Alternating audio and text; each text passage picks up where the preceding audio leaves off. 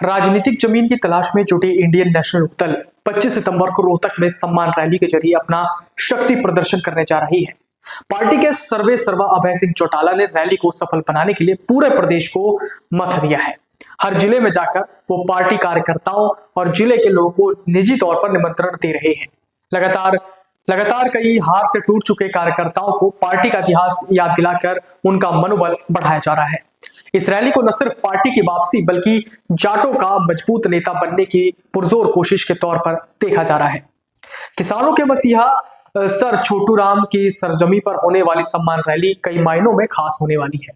पूर्व सीएम ओम प्रकाश चौटाला के निधन के बाद अभय चौटाला अपनी पहली रैली करने जा रहे हैं। रैली से पहले अभय चौटाला हर जिले में जाकर निमंत्रण दे रहे हैं। साथ ही भाजपा सरकार के साथ पूर्व सीएम भूपेंद्र सिंह हुड्डा को निशाने पर ले रहे हैं। वो हुड्डा को भाजपा की बी टीम बता चुके हैं।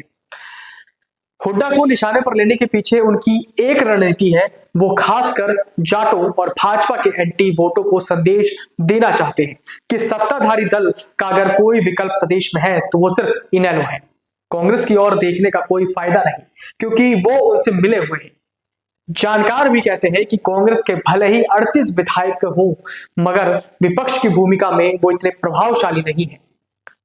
यदि अभय सिंह चौटाला यह संदेश देने में कामयाब हो जाते हैं तो 2029 से पहले राज्य में कांग्रेस के मुकाबले खुद को मजबूती से पेश कर सकते हैं।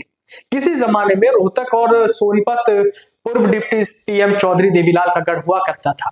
वो इस क्षेत्र से विधायक बने और फिर देश की संसद पहुंचे, मगर कुछ गलतियों की वजह से पार्टी के हाथ से यह गढ़ फिसलकर चौधरी भूपेंद्र सिंह हुड्डा के हाथ में आ गया।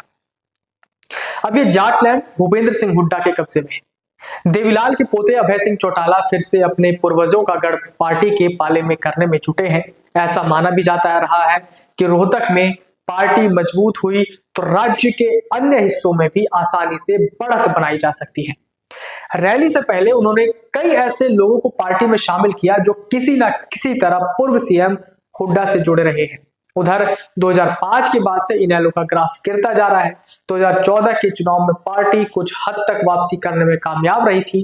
2014 के विधानसभा चुनाव में पार्टी ने 19 सीटें जीती थी और भाजपा के बाद दूसरी बड़ी पार्टी बन गई थी। 2019 में परिवार टूट गया और उनके बड़े भाई डॉक्टर अजय सिंह चौटाला ने जजपा के नाम से अलग पार्टी बना दी। इससे पार्टी की हालत और खराब हो गई। अभय सिंह चौटाला अभी से 2029 की तैयारी में जुट गए हैं। माना जा रहा है कि यदि वो जाटलैंड में पैठ बनाने में कामयाब रहे तो ये पार्टी के लिए न सिर्फ बड़ी उपलब्धि होगी बल्कि कांग्रेस और भाजपा के लिए मजबूत चुनौती होगी। इसका पूरा असर 2029 के चुनाव में जरूर दिखेगा। अभी लगभग 4 साल का वक्त पड़ा है और वो इन 4 वर्षों में संगठन को मजबूत बनाने के साथ जनता के दिल में भी अपनी जगह बनाने में पूरी कोशिश करेंगे। भले ही अभय सिंह चौटाला पार्टी को फिर से खड़ा करने में जुटे हों, मगर ये सब इतना आसान नहीं है। पहले 2019 और 2024 के चुनाव में अकेले ही दम पर पार्टी को जिताने की कोशिश की, लेकिन वो कामयाब नहीं हो सके। इसका एक बड़ा कारण ये भी है कि उनके पास कोई दूसरा प्रभावशाली नेता नहीं है। इसकी कमी पार्टी को जरूर खलती रही है। वहीं हुड्डा के गढ़ में पैर जमाना इतना आसान भी नहीं है। भले ही हुड्डा सत्ता हासिल करने से चूक गए हो, मगर 38 में से 30 से ज्यादा विधायक उनके कैंप के ही माने जाते हैं।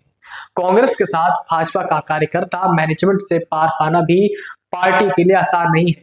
खैर, अब 25 सितंबर की रैली तय करेगी कि अभय सिंह चौटाला रोहतक में कितना पैर जमा पाए हैं। अगर आप ये वीडियो YouTube पर देख रहे हैं तो हमारे चैनल को सब्सक्राइब करें और बेल आइकन को दबाना ना भूलें। अगर आप Facebook पर ये वीडियो देख रहे हैं तो हमारे पेज को लाइक करें।